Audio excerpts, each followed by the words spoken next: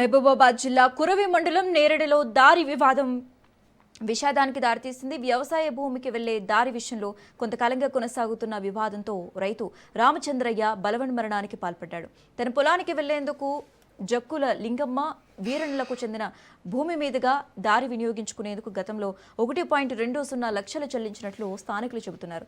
అయితే ఆ తర్వాత దారిలో వెళ్లవద్దంటూ డబ్బులు తిరిగి ఇచ్చి రామచంద్రపై దాడి చేశారు. దారి కల్పించాలని పలుమార్లు కోరినా సమస్య పరిష్కారం కాకపోవడంతో తీవ్ర మనస్తాపానికి గురైన రామచంద్రయ్య చెట్టుకు ఉరివేసుకుని మృతి చెందాడు. సమాచారం తెలుసుకున్న కురవి ఎస్ఐ సతీష్ ఘటనా స్థలానికి చేరుకుని విచారణ చేపట్టారు.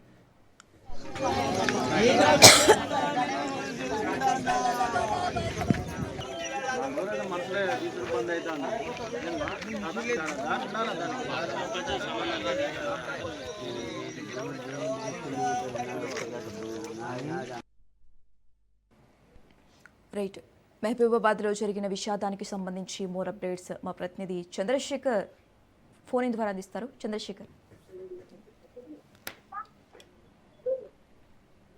మహబూబాబాద్ జిల్లా కురువి నేరేడు గ్రామంలో ఒక రైతు తన పొలం వద్ద ఉన్న చెట్టుకు ఉరి వేసుకొని మృతి చెందాడు. ముఖ్యంగా తన పొలానికి వెళ్లే దారి విషయంలో గత కొన్ని సంవత్సరాలుగా ఆ రైతు ఆ దారి విషయంలో వారిని ముందున్న పొలం రైతుల్ని వేడుకోవడం జరిగింది. ఎన్నోసార్లు దారి విషయంలో ఆ లింగమ్మ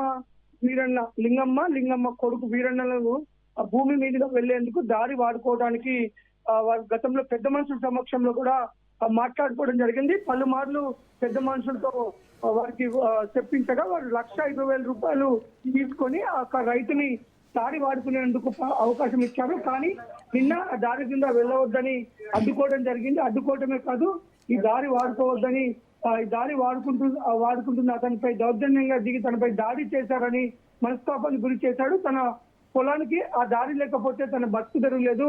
ఆ పెద్ద మనుషుల సమక్షంలో ఆల్రెడీ లింగమ్మ వీరన్న దారికి ఒప్పందం చేసుకొని ₹1,20,000 డబ్బులు తీసుకొని ఇప్పుడు దారి వాడుకోవద్దని చెప్పేసి తనపై దాడి చేశారు అని ఆ యొక్క రైతు ఆవేదన చెందాడు. ఆవేదన చెంది ఆ పొలం వద్ద ఉన్న ఆ యొక్క చెట్టుకు ఉరేసుకొని అతను మృతి చెందాడు.